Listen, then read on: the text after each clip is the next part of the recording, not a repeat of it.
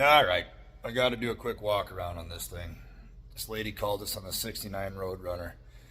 Her husband passed away not long ago. She said it had been sitting since, well, 1980, then fired up once again in 2000 to move it from a storage unit to their home garage, which is luckily insulated, and the car was put under a car cover and shoved in the corner.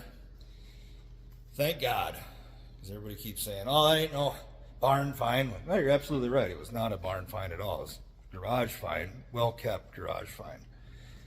Factory hubcaps, factory red line car, factory pinstripe car. That is the original Organisol black on the hood. The rest of the red got repainted one time. Must have been prior to 80 because she didn't even know it happened. The glass on this thing is just flawless.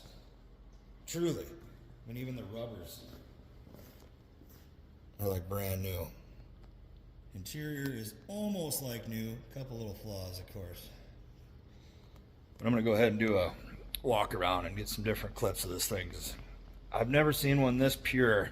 Again, one repaint, but it was so old you really can't hardly tell. And if there's such a thing as zero rust, it's this one. Okay, so starting with the interior. Actually, first of all, check this out. I mean, my God. Anyway, 60, I believe, yeah, 62,000 original miles. No cracks in the dash pad. There's not even wear on the buttons. Clutch is barely worn. Shift ball's clean as a whistle. Starting to let go in the seams just a little bit, you know what I mean? But my God, for never being touched, it's still relatively pliable. Headliner's nice. All the gauges work. Radio works.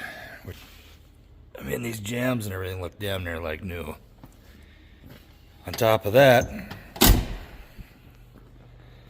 got the dealership information. It says right on there, accent stripes, deluxe wheel covers, and some other stuff in there that was proving some things we were curious about, but $3,400, not a bad buy. We've had enough painters over here to agree with us that the flat black never got resprayed, just right up to it with red, because now the red's higher than the Organisol. Probably my favorite part. Clean as a whistle, man. The paper's still soft. I think this one said 33, yeah, so I don't know if the dealership took their cut or that was just before trade-in. I think it was before trade-in. I think she traded in like a 67 Caprice or something, but yeah, look at that beauty. And once again, wheel covers were in the trunk. Obviously ordered new red lines, they were garbage. It had some aluminum slots on it, and I do love those on old cars, but I figured why not make it original one more time. All the original chrome bumpers, and they are nice. We did have to put exhaust on it, as it was rusted out from moisture sitting in it. But yeah, look at them wheel covers. They were just wrapped in newspaper in the trunk. Speaking of trunk, I'll pop that because it's unbelievable.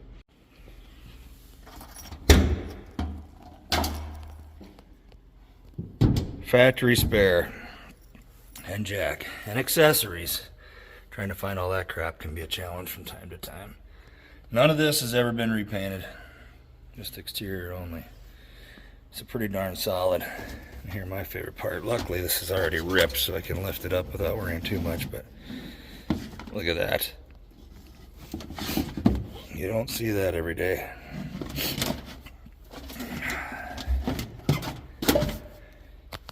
Then you have your pleasure ride system. Do not exceed 90 pounds. Pleasure lift, air shocks. And when I was in high school, my God, they'd last maybe a day and you have to hit another gas station to fill them back up. We put some air in these. They've been holding since, geez, I don't know, we've had this thing in here weeks now. Engine compartment. almost all original. The aftermarket intake and carb is staying because it runs really well. We did have to rebuild the original radiator. We do have the original intake and carburetor on the shelf. We'll put it in the trunk and sell it with the car. Pretty limited option car. No power brakes, no power steering. And then I think it's like the Performance Red. I can't remember what their version was, but I had to do plug wires and stuff like that. But I mean, it had a 4-blade fan from the factory that's also going in the trunk. It's been touched enough under the hood that we figure there's no reason to try and go back to all original. The next guy can do it if he wants to just put it back to stock. In the meantime, it drives so well. If it ain't broke, don't fix it, you know. It did have, of course, the Meet Me horn.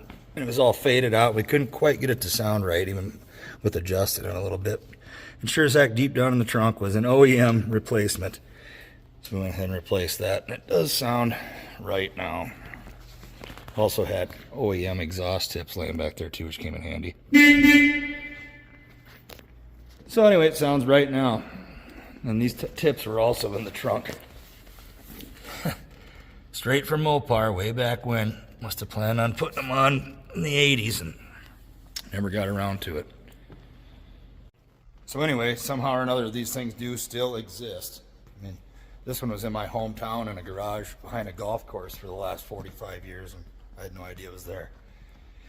So, keeps us looking, you know. My God, you'd swear they'd all been found, and then here sits another one. 383 4-speed. It'll be for sale here shortly, but I'm pretty sure the guy who's buying it's going to buy it no matter what. So, probably won't be much of a bidding war. Anyway, that's the one. Keep looking. They're still out there.